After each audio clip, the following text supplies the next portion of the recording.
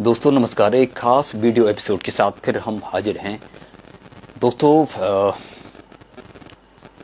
एक सवाल है जो कि 2022 से ही लगातार सबके दिलो दिमाग पे कौंध रहा है कि आखिर तीसरा विश्व युद्ध होगा तो होगा कब।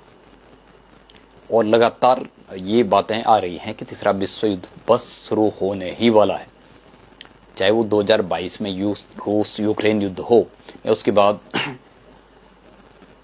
तमाम घटनाक्रम जो हुआ, सीरिया में जो कुछ हुआ, और उसके बाद ईरान इजराइल के बीच हुआ हाल ही में, उससे पहले इजराइल ने फिलिस्तीन, लेबनान,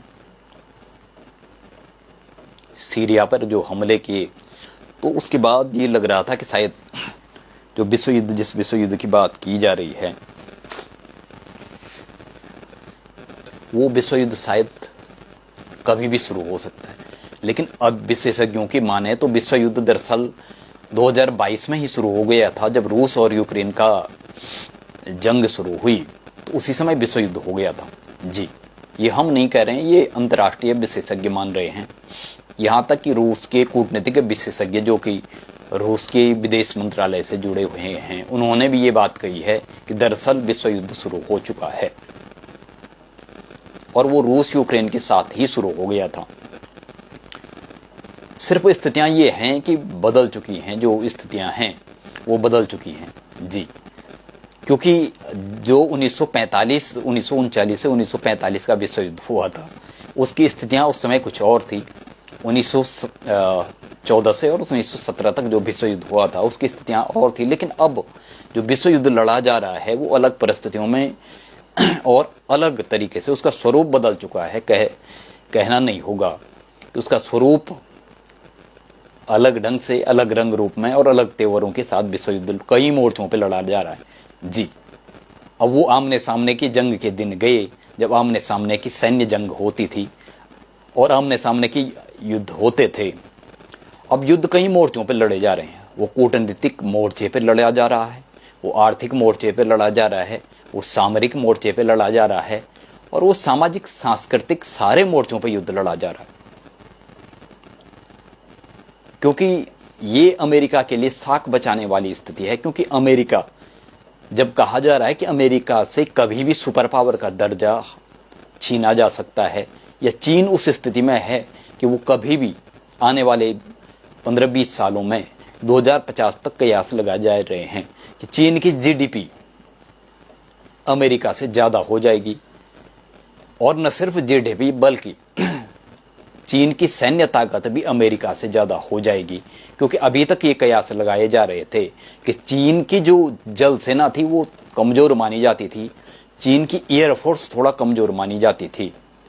लेकिन जैसे ही चीन ने आर्टिफिशियल आइलैंड बनाए हैं दक्षिण चीन सागर में और ज़बरदस्ती, चाहे वो फिलीपींस हो, चाहे वो ताइवान हो, जापान हो या दक्षिण पूर्व एशियाई देशों के समुद्र पर जबरदस्ती कब्जा करके वहां आर्टिफिशियल द्वीप बना दिए हैं, उससे चीन की अब नेवल जो पावर है वो भी बढ़ चुकी है, यानी जल शक्ति भी बढ़ चुकी है।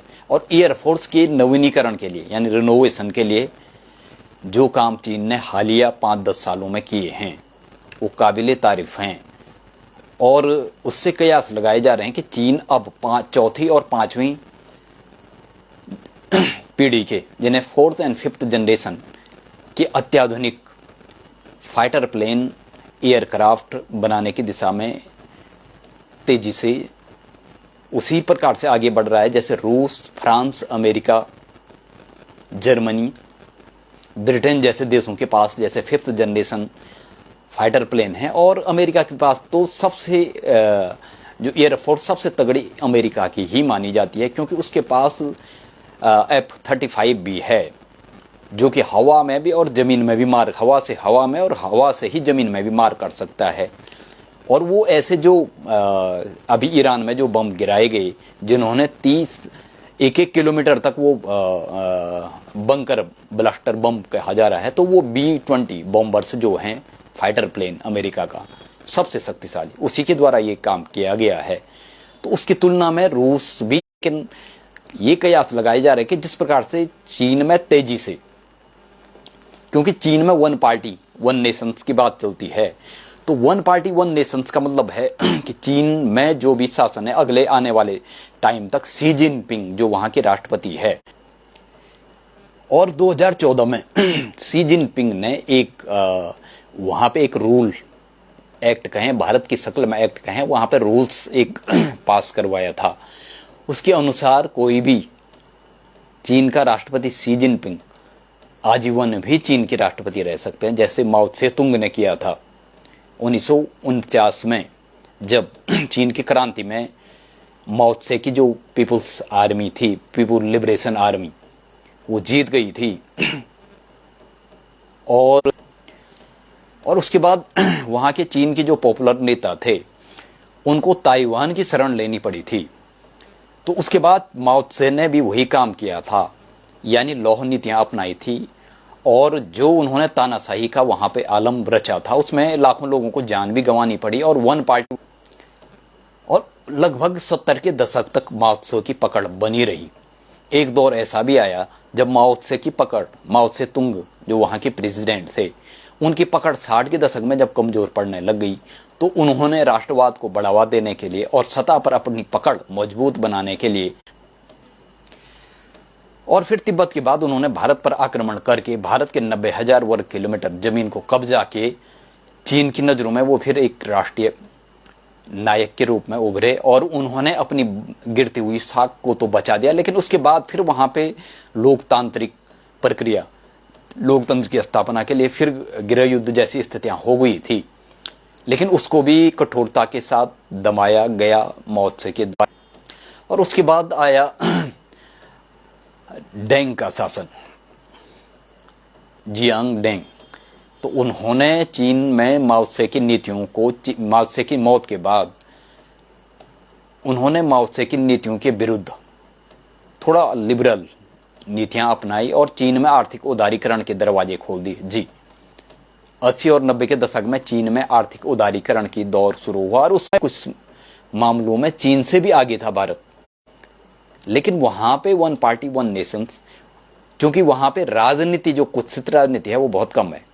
भारत में जिस प्रकार से कई पार्टियां हैं, कई दल हैं, और तो भारत में राजनीति राजनेताओं द्वारा और राजनीतिक पार्टियों के द्वारा अपने कुत्सित, संकीर्ण, क्षुद्र और निकृष्ट स्वार्थों के लिए और निजी स्वार्थ 90 के दशक, भारत में 1990 के दशक में उदारीकरण शुरू हुआ, और उदारीकरण के बाद जहां भारत में कुत्सित राजनीति ने और जोर पकड़ा, उदारीकरण से जबकि अच्छी राह पे चलना चाहिए था, लेकिन भारत में कुत्सित घटिया। तो 1990 के दशक के बाद, sorry we are not properly connecting with you due to some network problem, क्योंकि जब भी मैं लाइव वीडियो चलाता हूं या तो नेटवर्क प्रॉब्लम आता है, या उस वीडियो को कट कर दिया जाता है, या डिलीट ही कर दिया जाता है। पता नहीं ये कौन सी पॉलिसी सरकार की है, या सरकार का कौन सा फेसबुक और इन चैनल्स पे दबाव रहता है।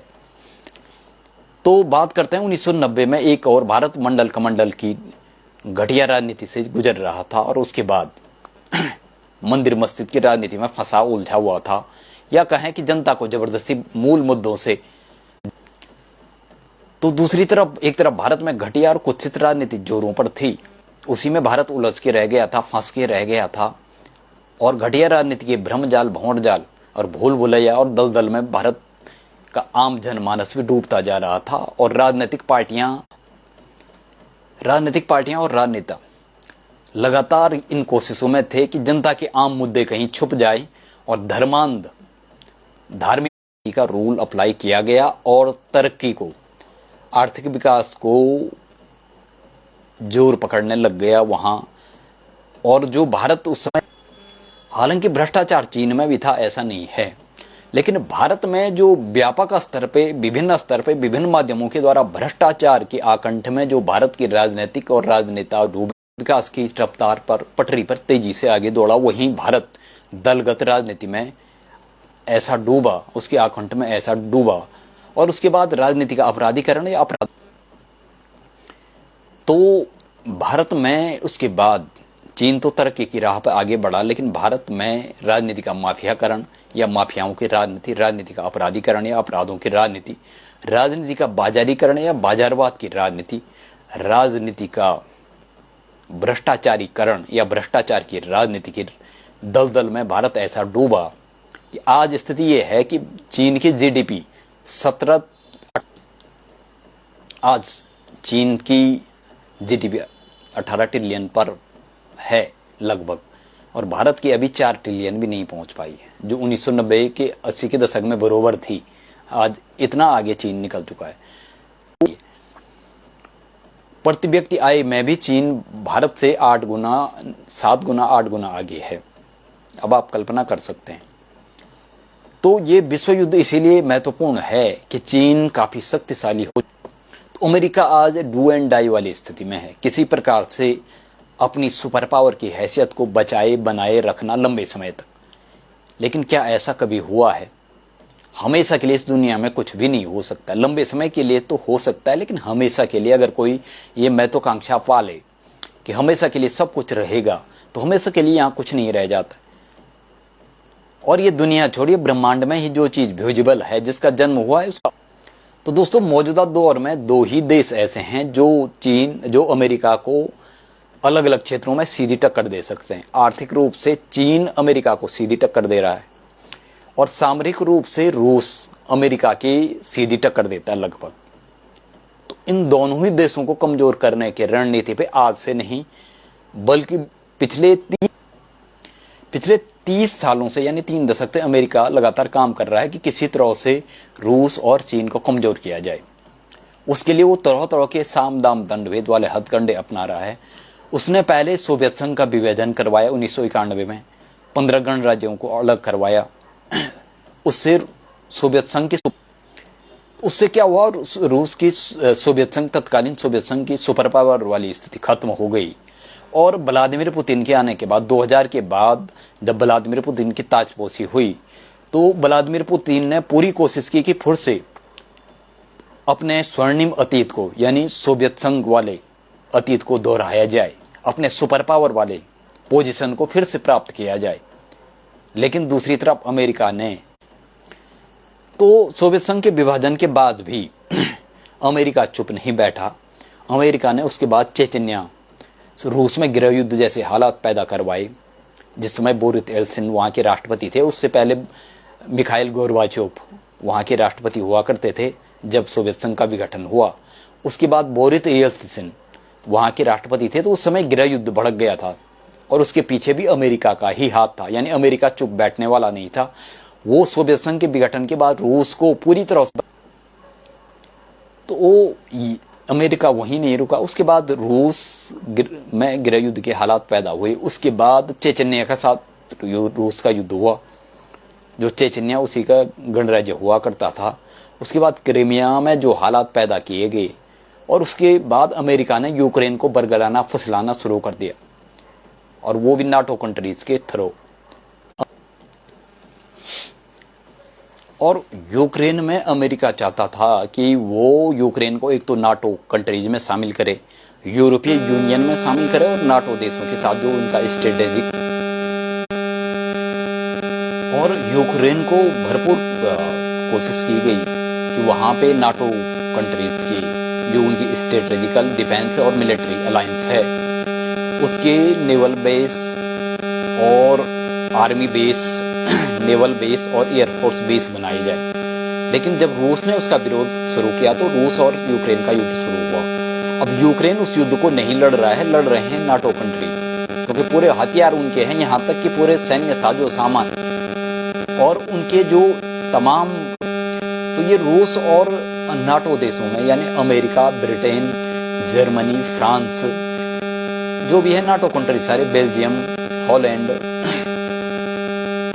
इटली, तमाम देश ये नाटो कंट्रीज हैं, तकरीबन 30-32 देश। ये रूस की 29-32 देशों से ही युद्ध हो रहा है, क्योंकि यूक्रेन शायद 1 हफ्ते 2 हफ्ते भी उस युद्ध को नहीं झेल पाता। ये युद्ध लगभग 3 साल से भी ऊपर पहुंच चुका है। तो उसमें अमेरिका और उसके पीछे जो नाटो कंट्रीज है उन्हीं की भूमिका है। तो निश्चित रूप से ये विश्व युद्ध की ही शुरुआत है।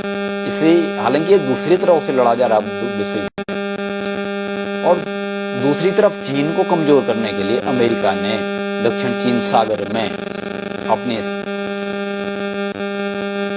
मिलिट्री और डिफेंस से जुड़े हुए एयर बेस, आर्मी बेस यानी मिलिट्री बेस और नेवल बेस बना दिए। और ताइवान में उनकी सेना है, जापान में, दक्षिण कोरिया में अमेरिका के सैन्य अड्डे हैं। अब आप लगा दो, चीन को घेरने की पूरी रणनीति पे काम चल रही है। और ताइवान में जो ताइवान की ओर से भी अगर युद्ध होता है, घेरने की रणनीति में भारत भी उसी प्रकार उसका साझेदार बने जैसे जापान है, जैसे दक्षिण कोरिया है।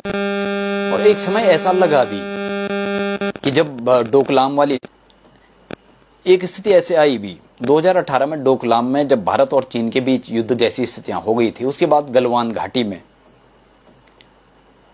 और भारत के लगभग 2 दर्जन जवानों को अपनी जान गंवानी पड़े। और उसके बाद कई बार भारत की सीमा में अतिक्रमण, जब चाहे मन चाहे तब भारत। तो उसके बाद भारत चीन संबंधों में जो खटास आई, उसके बाद अमेरिका के साथ नजदीकियां बढ़ी 2016 के बाद। खासकर जब उड़ी हो गया, पठानकोट एयरबेस पर हमला हुआ, उड़ी में हुआ, पुंछ में हुआ, राजौरी में हुआ और तमाम जगहों पे आतंकी घटनाएं बढ़ गई। और चीन के साथ भी सीमा पर तनातनी लगातार झड़पें होती रही। उसके बाद भारत चीन संबंधों में जो तकरार आई, तलखी आई, उसका अमेरिका ने उसे हाथों हाथ लिया। तो भारत और चीन के संबंध, लेकिन स्थितियां तब यूक्रेन युद्ध में अचानक से भारत ने जब बिल्कुल ही कोई वो नहीं किया, मतलब कोई एक्शन नहीं लिया, भारत लगभग न्यूट्रल बना रहा। वो सीरिया का मुद्दा हो, वो चाहे वो ईरान से जुड़े हुए मामले हों। तो उसके बाद स्थितियां ये हुई कि, और ऑपरेशन सिंदूर के बाद तो बात रही सही कसर भी पूरी हो गई, क्योंकि ऑपरेशन सिंदूर के बाद ही भारत को पता चल गया कि अमेरिका और पश्चिमी देश भारत के कभी स्वाभाविक मित्र हो ही नहीं सकते हैं। आज ये स्थितियां हैं कि आज फिर से चीन, रूस और अन्य देशों के साथ भारत को संबंधों पर पुनर्विचार करना पड़ रहा है। इसलिए अभी शंघाई कोऑपरेशन संगठन की बैठक हुई चीन में, भारत के विदेश मंत्री। तो अब स्थितियां ये है कि भारत को फिर से लगभग 2020 के बाद, जब गलवान घाटी में जो भारत और चीन के सैनिकों के बीच झड़पें हुई थी, उसके बाद भारत पाकिस्तान चीन के जो शीर्ष नेता है, यानी टॉप लेवल जो डिप्लोमेटिक मीटिंग, और अब जाके जो मीटिंग्स हुई है, पिछले बार जब रूस में शंघाई कोऑपरेशन संगठन की बैठक हुई और ब्रिक्स की बैठकों में भी कहीं ना कहीं ये संकेत मिला कि अब शायद भारत को चीन के साथ संबंधों पर पुनर्विचार करना चाहिए और दोनों देशों को मौजूदा स्थिति में अपनी स्थिति के अनुसार अपने हितों और जरूरतों के मुताबिक एक दूसरे के करीब आने की कोशिशें करनी चाहिए। और भारत चीन ही क्यों, भारत चीन और रूस तीनों देशों को मौजूदा दौर में, जबकि पश्चिमी देश अब उन्हें अलग थलग कर रहे हैं, तो अब तीनों देशों को ये मौजूदा समय काल परिस्थितियों की नजाकत है, जरूरत है, या जो भी कहें, या वक्त का तकाजा है, तीनों देशों को फिर से एक दूसरे के पास आने की जरूरत है। क्योंकि अब इन तीनों देशों को ही पता चल चुका है, खासकर भारत को, जो कि लगभग मोदी काल में 8 सालों से लगातार पश्चिमी देशों के साथ, कि पश्चिमी देश कभी भी भारत के स्वाभाविक विचारधारा से भी और निर्णायक मौके पे भारत के स्वाभाविक मित्र हो नहीं सकते हैं। और व्यापारिक स्थिति देखी जाए तो चीन के साथ जो बायलैटरल कोऑपरेशन ट्रेड है, यानी द्विपक्षीय व्यापार, उसमें चीन की स्थिति ज़्यादा मजबूत है भारत से, क्योंकि चीन लगभग 100 अरब डॉलर का निर्यात भारत को करता है, भारत से महज 20 अरब डॉलर का ही निर्यात होता है। यानी द्विपक्षीय जो व्यापार है वो लगभग 118-20 अरब डॉलर के आसपास है, और उसमें व्यापार घाटा भारत को ज़्यादा होता है। अब भारत को इस पर पुनर्विचार करना पड़ेगा कि अब चीन के साथ व्यापार घाटे को कम करने के लिए भारतीय कंपनियों को भी चीन में बिजनेस व्यापार करने के लिए, और भारतीय कंपनियों को भी अब चीन के बाजार में घुसने के लिए चीन के साथ वार्ता तो करनी ही पड़ेगी। और यही काम एस जयशंकर ने भी, और जो अन्य भी डिप्लोमेट्स गए हैं चीन की यात्रा पे, और जो अजित डोभाल की भी बात हुई है, चीन के जो राष्ट्रीय सुरक्षा सलाहकार है, और एस जयशंकर ने शी जिनपिंग से भी बातचीत की है। और अभी विदेश मंत्री राजनाथ सिंह भी चीन से वार्ता कर चुके हैं। तो जाहिर सी बात है कि अब चीन की ज़रूरत भारत को भी है, भारत को भी चीन की ज़रूरत है, और रूस को और भारत की ज़रूरत है, और भारत को भी रूस की ज़रूरत है। और ये वैश्विक शक्ति संतुलन की दृष्टि से भी जरूरी है।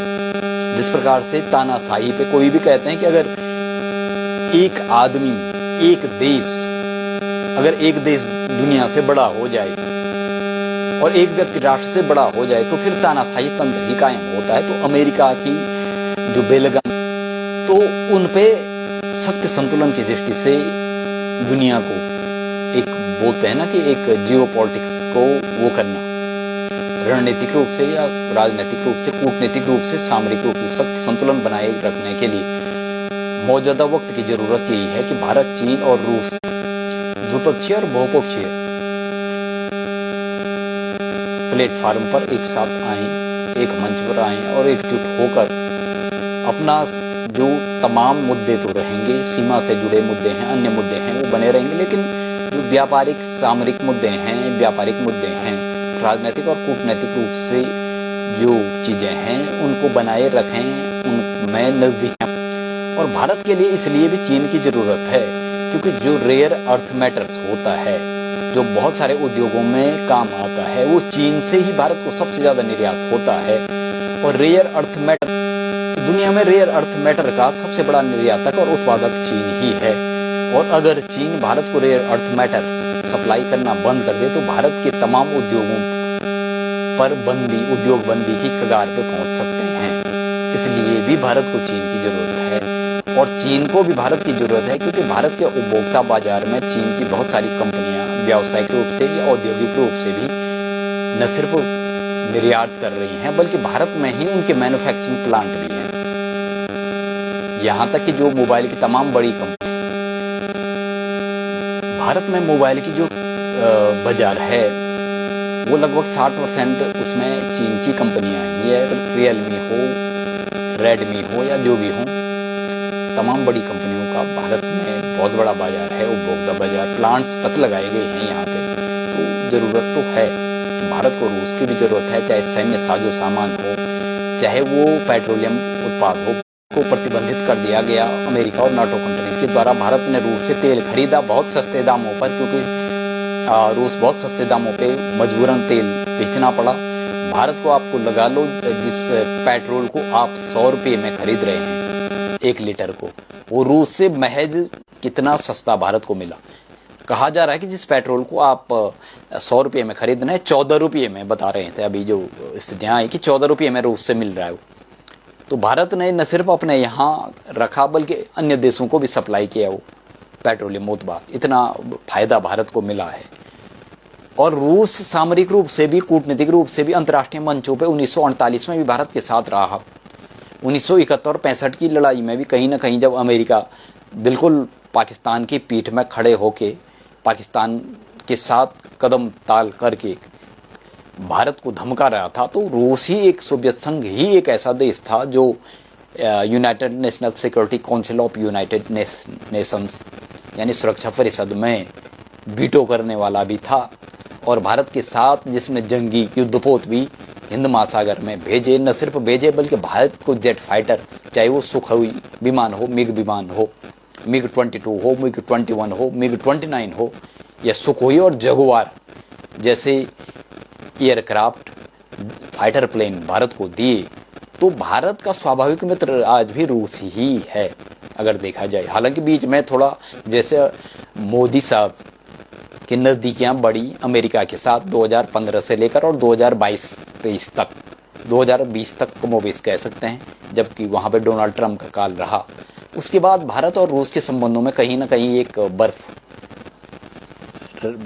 जम गई या ठंडे पड़ गए, लेकिन वो फिर से संबंधों को पुनर्जीवित करने के, लेकिन वो खत्म नहीं हुए। बर्फ जमी होगी लेकिन वो बर्फ अब पिघल रही है, वो संबंध कभी खत्म नहीं हुए, क्योंकि रूस और भारत के संबंध लेन देन पर या पूंजी पे या स्वार्थों पर आधारित उतने है नहीं जितने पश्चिमी देशों के लिए पूंजी ही सबसे बड़ा है, अपने हित ही सबसे बड़े हैं, और उनके लिए कोई भी देश जो उनकी लॉबी का नहीं है, यानी पूंजीवादी देश नहीं है, विचारधारा में भी और अन्य चीज़ों में भी। चाहे वो विकासशील देश हो या तीसरी दुनिया के अल्प विकसित देश हो, वो अमेरिका हमेशा उनके संसाधनों को निचोड़ता है, उनके खनिज पदार्थों को निचोड़ता है, उनके मैन पावर को निचोड़ता है, उनका दोहन करता है, शोषण करता है। उसकी नज़र हमेशा से तीसरी और दूसरी दुनिया के देशों के संसाधनों पे लो कॉस्ट लेबर पर, यानी जो सस्ता मानव संसाधन होता है, यानी जिसको मैन पावर्स कहते हैं, लो कॉस्ट मैन पावर पे रहती है, उनके संसाधनों पे रहते हैं खनिज। क्योंकि अमेरिका और पश्चिमी देशों को पता है कि उसने अपने यहाँ के खनिजों को, अन्य चीज़ों का इतना दोहन किया है कि उसके पास वो ज़्यादा चीज़ें उपलब्ध हैं भी नहीं, कई चीज़ें तो वहाँ हैं ही नहीं। इसलिए वो अफ्रीका से लेकर, खाड़ी देशों से लेकर, पश्चिमी एशिया से लेकर, अरब देशों से लेकर और दक्षिण पूर्व एशियाई देशों से लेकर भारत तक को संसाधनों को कब्जाने की फिराक में रहता है। कब्जाए भी उसने। भारत में उसकी हजारों कंपनियां काम करती हैं। अरब और खाड़ी देशों में उसने गृह युद्ध करवाई, तख्ता पलट करवाई, तानाशाह बैठाए भी और उनको सरेआम हटाया भी, फांसी भी दिलवाई और वहां अपनी पिट्ठू सरकारें बिठाई, चाहे वो सीरिया में हो, कहीं भी हो, इराक में हो, कुवैत में हो, और तमाम तेल और पेट्रोलियम, नेचुरल क्रूड ऑयल और जो नेचुरल गैसेस हैं, CNG हैं, उनके भंडारों पे अपनी कंपनियां बिठा दी। वहाँ अफ्रीकी देशों में उसने तमाम गृह युद्ध करवाए, चाहे रवांडा हो, युगांडा हो, चाहे वो अल्जीरिया हो, बहुत सारे देशों में वहाँ इतने गृह युद्ध करवाए। और उसके बाद वहाँ सोने की खाने हैं, वहाँ पे पेट्रोलियम है बहुत ज़्यादा, वहाँ पे डायमंड के खाने बहुत ज़्यादा हैं, वहाँ सारा निचोड़ दिया वहीं के लोगों के द्वारा। तो आप कितना बड़ा बदमाश और तानाशाह है अमेरिका और पश्चिमी देश, आप लगा सकते हैं। जो पश्चिमी देश 30-32 देशों का संगठन है, वो उनकी विचारधारा एक, उनका उद्देश्य एक, उनके लक्ष्य एक, और वो सिर्फ भारत हो, चाहे तीसरी और दूसरी दुनिया के अन्य देश हो, चाहे वो समाजवादी विचारधारा के हों, मार्क्सवादी विचारधारा के हों, मिश्रित विचारधारा के हों, उनको सिर्फ वो एक उसकी तरह देखते हैं, एक हथियार की तरह, एक प्यादे की तरह, एक कह सकते हैं कि एक मोहरे की तरह। किस प्रकार से उनकी जो शतरंज की बिसातें रहती हैं, उन पे इनको मोहरा बना के एक दूसरे से लड़ाई भिड़ाया जाए, फिर उनका फ़ायदा उठाया जाए, उनके संसाधनों को निचोड़ा जाए, उनके मैन पावर्स को निचोड़ा जाए और उनको कभी उठने न दिया जाए। आर्थिक रूप से या सामाजिक रूप से किसी भी स्थिति से उनको एकजुट होके, एक मत होके उठने न दिया जाए। उनमें इतनी तलखी, तकरार और दरारें पैदा की जाए कि वो कभी उठ ही न पाएँ। लेकिन उस जद्दोजहद में भी चीन उठ गया। आपको पता है, चीन को भी 60 के दशक से ही अमेरिका ने लगातार कमज़ोर करने की कोशिशें की। सोवियत संघ को लगातार कमज़ोर करने की कोशिशें की। सोवियत संघ बिखर भी गया, टूट भी गया, लेकिन फिर उभर रहा है। ये बात नहीं पच रही है, नहीं खप रही है अमेरिका को। चीन तो नहीं टूटा, चीन लगातार उभरा, लेकिन भारत की स्थिति डामाडोल रही है। भारत की विदेश नीति को लेकर आज 1960 में जितनी स्पष्टता थी, 1970 में जितनी स्पष्टता थी, यानी वो एक साफ गोई थी, वो आज दिखाई नहीं देती। पता नहीं किस विदेश नीति के कौन से पैमाने पे आज भारत खड़ा है, ये समझ में नहीं आता। कभी पल में तोला, पल में मासा वाली स्थितियां रहती हैं भारत के साथ। कभी वो पाकिस्तान के साथ वार्ता करने के लिए तैयार दिखते हैं तो अगले ही पल पाकिस्तान उन पर आतंकी हमला कर देता है। ऑपरेशन सिंदूर के बाद भारत के डिप्लोमेट जगह जगह अपनी सफाई देने के लिए जाते हैं कि हम पे आतंकी हमला हो गया। एक प्रतिनिधिमंडल भेजा जाता है, उसकी जरूरत ही क्या थी। और दूसरा, अमेरिका के साथ खड़ा होने की भारत को जरूरत ही क्या थी पूरी तरह से। 2015-16 के बाद अमेरिका के साथ हर मंच पे भारत की उपस्थिति, जिस मंच पे जरूरत थी उस मंच पे तो थी, होना जरूरी भी था, लेकिन जिस मंच पे जरूरत नहीं थी वहां भी औपचारिक और अनौपचारिक दोनों रूपों में भारतीय जो टॉप लेवल लीडरशिप है या टॉप डिप्लोमेट है, वो क्यों खड़े रहे, ये सवाल उठाता है। और मिला क्या? पश्चिमी देशों की सबसे ज्यादा यात्राएं की गई भारत की टॉप लीडरशिप, चाहे मोदी साहब हो, चाहे अन्य लोग हों, एस जयशंकर हो, चाहे जो भी हो। एक नहीं बल्कि 17 बार यात्राएं की गई अमेरिका की। अरबों खरबों खरबों रुपये उन यात्राओं पे खर्च हुए, लेकिन आज देखें तो उसका हासिल क्या है? हासिल वही है ना, ऑपरेशन सिंदूर के बाद वो मोदी साहब से मिलना तक पसंद नहीं है। मोदी साहब जब G7 की बैठक में कनाडा जा रहे थे तो उससे ठीक पहले वहाँ से राष्ट्रपति डोनाल्ड ट्रंप निकल गए बिना मिले और बुलाया उधर पाकिस्तान के जनरल असीम मुनीर को। उनके साथ डिनर हो रहा है। उसके बाद पाकिस्तान के एयर चीफ मार्शल को भी वहाँ बुलाया गया, उनके साथ भी डोनाल्ड ट्रंप साहब डिनर कर रहे हैं। और जिन मंचों पे मोदी साहब हैं उन मंचों पे वो खड़े ही नहीं हो पा रहे हैं। और ऑपरेशन सिंदूर के बाद अरबों खरबों डॉलर के लोन और अनुदान पाकिस्तान को दिए गए, उसकी पीठ थपथपाई गई और कहा गया, एक सार्वजनिक बयान दिया गया कि आज भी आतंकवाद की लड़ाई में हमारा सबसे बड़ा सहयोगी पाकिस्तान ही है और पाकिस्तान ही था और पाकिस्तान ही रहेगा। तो फिर भारत कहाँ खड़ा है, ये भारत को शायद समझ में आ गया होगा। लेकिन सवाल ये उठता है कि विदेश नीति पे जो खरबों अरबों खरबों रुपये खत्म किए गए, बर्बाद किए गए, वो कौन सी विदेश नीति थी। अब भारत को फिर से इतिहास दोहराने की कवायद है कि गुटनिरपेक्ष आंदोलन भारत की विदेश नीति का आज भी मूल सिद्धांत है और वो तब तक रहेगा जब तक भारत सुपर पावर की स्थिति में नहीं पहुंच जाता। तब तक भारत को गुटनिरपेक्षता को छोड़ना नहीं चाहिए, क्योंकि गुटनिरपेक्षता ही भारत का वो हथियार है जो उसको स्वतंत्र रूप से दुनिया के किसी भी मंच पे खड़ा कर सकता है, किसी का पिछलग्गू बन के नहीं, बल्कि एक स्वतंत्र रूप में, अपने अस्तित्व के रूप में। इजराइल है, इजराइल बिना अमेरिका के कहीं खड़ा नहीं हो सकता है। कोरिया जापान है, वो बिना अमेरिका के कहीं खड़ा नहीं हो, किसी मंच पे वो खड़े नहीं हो सकते, किसी बड़े युद्ध अभियान में वो खड़े नहीं हो सकते, किसी कूटनीतिक रणनीतिक मंच पे वो खड़े नहीं हो सकते। लेकिन भारत खड़ा हो सकता था, वो था गुटनिरपेक्ष आंदोलन, जिसमें एक दो नहीं, एक दर्जन दो दर्जन नहीं, लगभग 100 देश हैं और दुनिया का वो संयुक्त राष्ट्र संघ के बाद सबसे बड़ा मंच था। लेकिन भारत ने और खासकर मोदी साहब की राजनीति ने उस गुटनिरपेक्ष आंदोलन को ही भुला दिया और कहा इसकी कोई प्रासंगिकता है ही नहीं। 2015 में के बाद न तो मोदी साहब कभी गुटनिरपेक्ष आंदोलन की 4 साल में होने वाले शिखर सम्मेलनों में कहीं गए, लेकिन अब उनको याद आ रहा है गुटनिरपेक्ष आंदोलन और अब कह रहे हैं कि नहीं, गुटनिरपेक्ष आंदोलन खत्म नहीं हुआ है, उसकी प्रासंगिकता है और हम उसको आगे बढ़ाएंगे।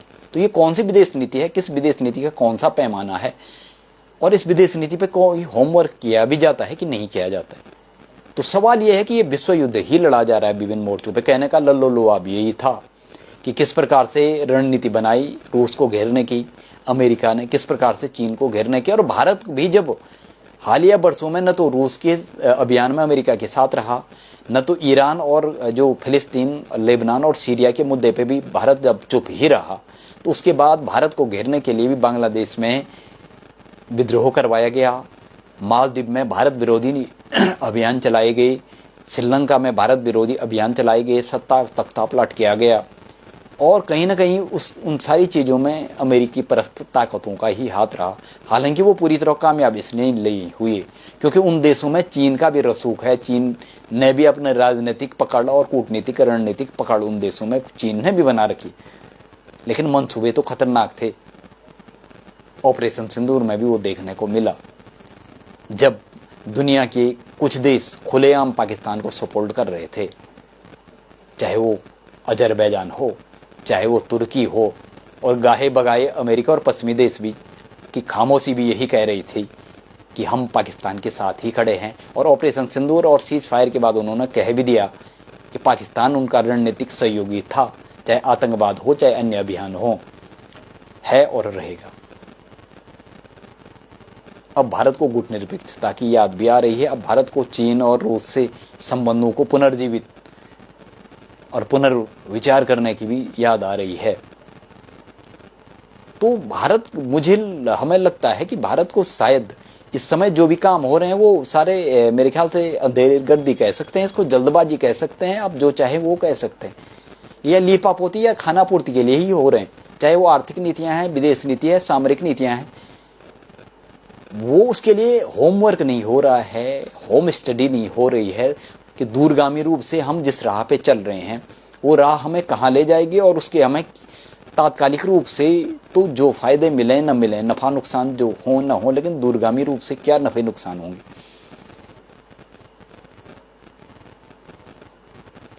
क्योंकि ये विश्व युद्ध की ही शक्ल लड़ी में लड़ा जा रहा है। ये विश्व युद्ध ही है, आप कह सकते हैं।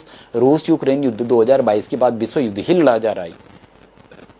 हालांकि इसमें यह है कि कोई खुल के सामने आ रहा है, कोई खुल के सामने नहीं आ रहा है, लेकिन सभी जानते हैं कि यूक्रेन की तरफ से 32 अमेरिका और 32 अन्य देश लड़ रहे हैं। सभी जानते हैं ईरान और इजराइल के साथ युद्ध हुआ, इजराइल के साथ भी सबको पता था अमेरिका और पश्चिमी देश लड़ रहे हैं, वो खड़े हैं। सीरिया में जो हुआ, असद अल बसर की सरकार का तख्ता पलट हुआ और अहमद अल हारा को वहाँ का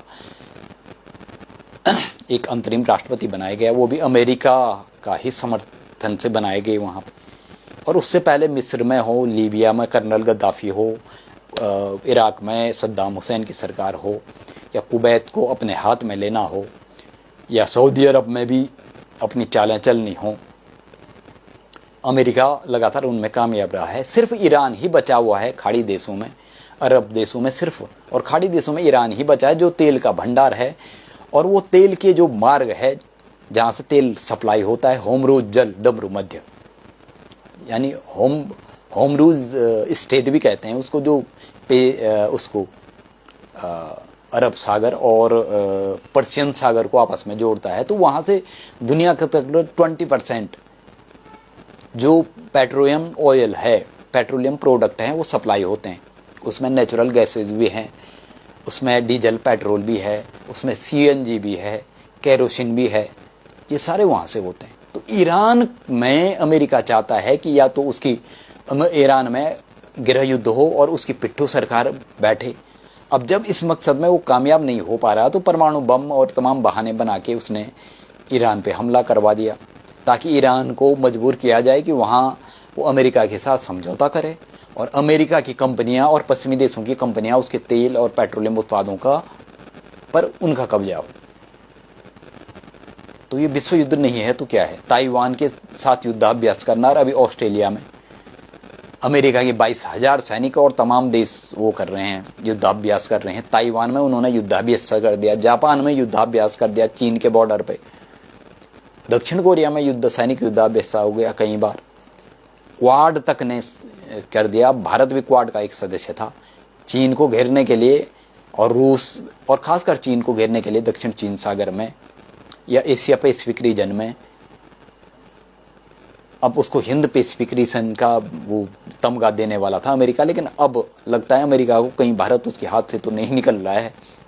इसलिए वो अभी कल की खबर है कि उसने पाकिस्तान के एक जिसने वो आतंकी हमले की वो ली थी पहलगाम में, उसको आतंकवादी संगठन घोषित कर दिया है। तो ये अमेरिका की सोची समझी रणनीति है। जैसे ही उसे लगा वहाँ SCO संगठन, संघाई कोऑपरेशन संगठन की मीटिंग में एस जयशंकर का शी जिनपिंग से बहुत सालों बाद मिलना, राजनाथ सिंह की वार्ता और फिर से संबंधों का पुनर्जीवित करने के प्रयास, अमेरिका को लगता है कि भारत के बाजार, भारत के संसाधन, भारत के low cost labour, man power, Bharat के खनिज कहीं उसके, भारत का उपभोक्ता बाजार कहीं उसके हाथ से निकल न जाए।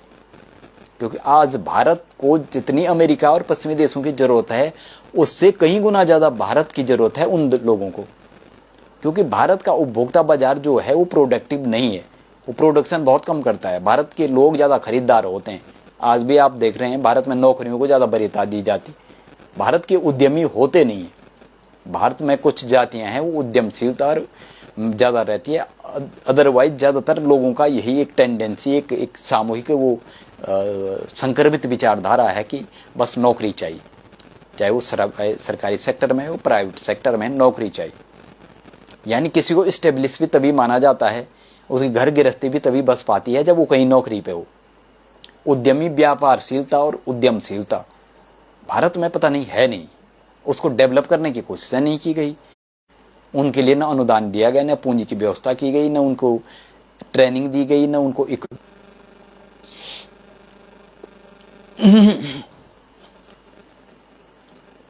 तो दोस्तों ये विश्व युद्ध की शक्ल में ही विश्व युद्ध ही लड़ा जा रहा है। लेकिन अब ये चाहे आप ईरान इजराइल युद्ध में अमेरिका और पश्चिमी देशों की अप्रत्यक्ष इनडायरेक्ट भूमिका हो, रूस यूक्रेन युद्ध में इनडायरेक्ट भूमिका हो, अंतर इतना ही है कि 1945, 1939 से 45, 1914 से 1917 तक जो विश्व युद्ध लड़ा गया उसमें सब मतलब सामने सामने थे, पर्दे के पीछे से कोई। लेकिन अब के जो युद्ध हैं वो दो दोस्तों को भिड़ाना और उसके पीछे से उसके कंधे में बंदूक रखना, इसे प्रॉक्सी वार भी कह सकते हैं आप। लेकिन ये विश्व युद्ध की ही शक्ल है। ये विभिन्न मोर्चों पे लड़ा जा रहा है, लेकिन इसमें कुछ खिलाड़ी सामने हैं, कुछ खिलाड़ी पर्दे के पीछे से हैं। और पर्दे के पीछे से जो खेल खेले जाते हैं वो बहुत बड़े होते हैं, क्योंकि कहते हैं ना कि पर्दे के पीछे से और पीठ पीछे से, पर्दे के पीछे से लड़ने वाले खिलाड़ी बड़े खूंखार होते हैं। कहते हैं कि जिनके पीछे, जिनके चेहरे पे कहीं चेहरे, कहीं मुखौटे, कहीं नकाब होते हैं, उन नकाबों के पीछे का जो भेड़िया होता है वो बड़ा खूंखार होता है। उनके पीछे का जो जानवर और राक्षस होता है वो ज़्यादा खूंखार होता है जो सामने सामने लड़ते हैं। इसलिए घरेलू भाषा में भी कहा गया है कि जो सामने सामने लड़ गया उस दुश्मन के बजाय उस दुश्मन से बचना चाहिए या उस दुश्मन पर ज़्यादा नज़र रखनी चाहिए।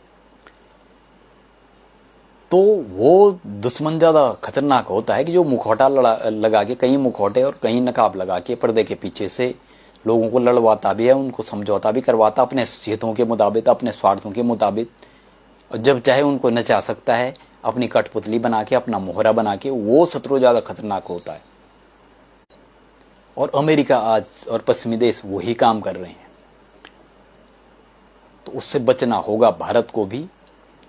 और भारत को जरूरत है इस बात की कि भारत के पास विकास की तमाम संभावनाएं हैं। अगर भारत की राजनीति, राजनेता और राजनीतिक पार्टियां सही हो जाए तो भारत आर्थिक रूप से भी, पर्यावरणीय रूप से भी, खनिज संसाधनों के रूप में भी, मैन पावर के रूप में भी दुनिया में सबसे ज़्यादा संभावनाएं भारत के पास है। लेकिन ये भारत का दुर्भाग्य रहा है कि भारत की कुत्सित घटिया राजनीति ने और राजनेताओं और राजनीतिक पार्टियों ने इस देश का जो बंटाधार करना शुरू किया वो 1990 के उदारीकरण के बाद, 1992 में उदारीकरण के बाद और ज़्यादा बढ़ गया।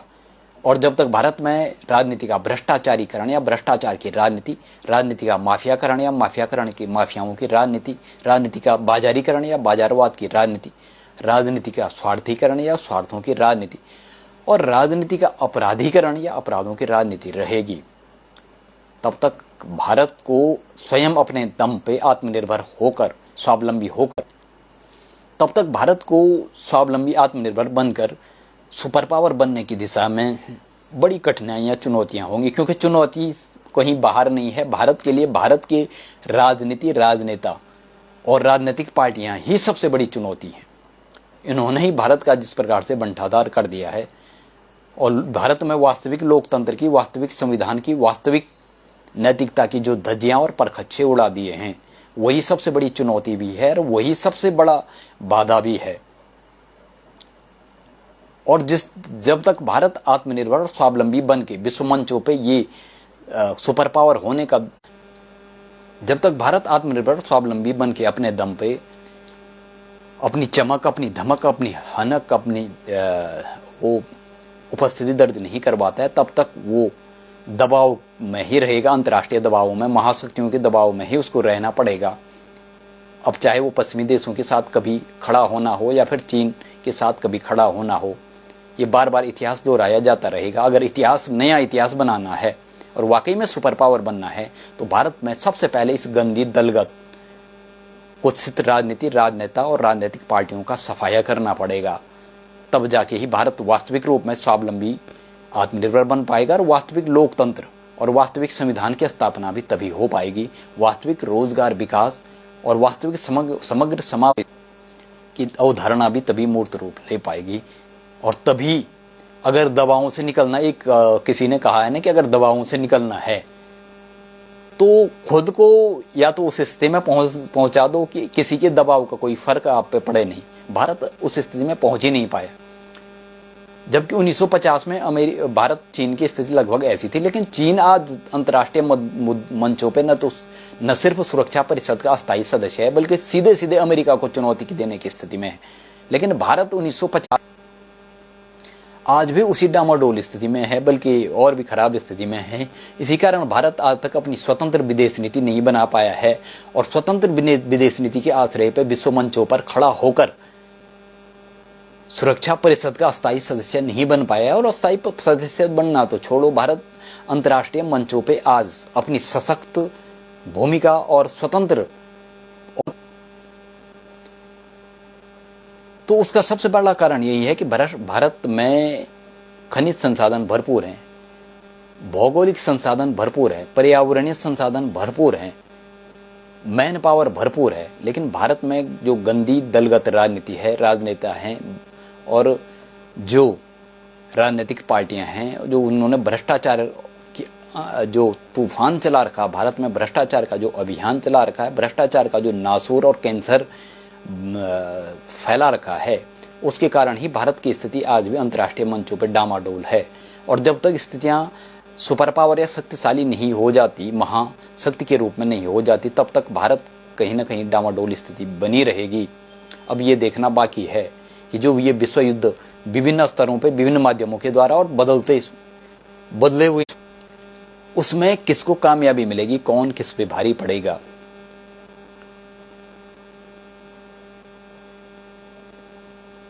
और ये जो रस्साकसी का खेल या जो कूटनीति का खेल अंतर्राष्ट्रीय स्तर पे चल रहा है, उसमें कौन बाजी मारेगा, क्या इतिहास दोहराया जाएगा, क्या रूस बाजी मारेगा और फिर से अपने स्वर्णिम सोवियत संघ वाले अतीत को दोहरा पाएगा, यानी सुपर पावर वाले शीत युद्ध वाले दौर को, जब दुनिया दो ध्रुवीय थे। ये दो ध्रुवीय मतलब दो ही सुपर पावर थी, अमेरिका और सोवियत संघ। क्या रूस फिर से सुपर पावर बन पाएगा?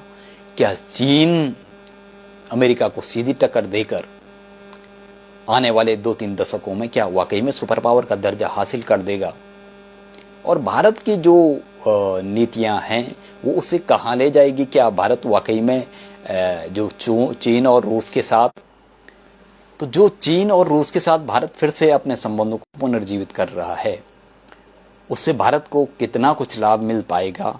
और जो गुटनिरपेक्ष आंदोलन की दिशा में फिर भारत आगे बढ़ रहा है, वो कितना भारत के लिए कारगर हो पाएगा? और कब वो दिन आएगा जब भारत भी चीन और रूस की तरह अंतर्राष्ट्रीय मंचों पर कह सकेगा कि हाँ, हम अंतर्राष्ट्रीय फैसलों को बदल सकते हैं, हम अंतर्राष्ट्रीय मसलों को प्रभावित कर सकते हैं, और हम अंतर्राष्ट्रीय स्तर पर महाशक्तियों के साथ बराबरी के संबंध स्थापित कर सकते हैं, और हमें किसी के साथ खड़े होने, पिछलग्गू बन के खड़े होने की जरूरत है नहीं, बल्कि हम बराबरी के साथ खड़े हो सकते हैं। वो दिन आएगा तो आएगा कब? जाहिर सी बात है, जब भारत में ये भ्रष्ट राजनीति, दलगत राजनीति और जो भ्रष्ट राजनीतिक पार्टियां हैं, राजनीति है और राजनीतिक दल, तब तक भारत के लिए मुसीबतें हैं, चुनौतियां हैं, दुश्वारियां हैं। जब तक भारत में राजनीतिक में जो ये भ्रष्टाचार, माफियाकरण और जो दलगत संकीर्ण स्वार्थों की, क्षुद्र स्वार्थों की जो राजनीति है, जब तक वो चलती रहेगी, तब तक भारत के लिए मुश्किलात हालात तो हैं, चुनौतियां तो हैं, दुश्वारियां तो हैं, और ये समय के साथ आगे और बढ़ती जाएंगी। क्योंकि जो बेलगाम राजनीति की बेलगाम जो इच्छाएं हैं, उन्होंने राजनीति को अपने और लोकतंत्र को भी, संविधान को भी अपनी और कठपुतली बना के, जैसे राजनीति को उन्होंने भारतीय लोकतंत्र को वोट तंत्र, नोट तंत्र और लूट तंत्र में तब्दील कर दिया है। या कहते हैं कि भारतीय राजनीति को उन्होंने लोकतंत्र का तमाशा बना दिया है, तमाचा मार दिया है, या लोकतंत्र का ही जनाजा निकाल दिया है। तो आखिर इस भ्रष्ट राजनीति, राजनेताओं और राजनीतिक पार्टियों के मकड़ जाल, भ्रम जाल, भंवर जाल, दलदल और भूल भुलैया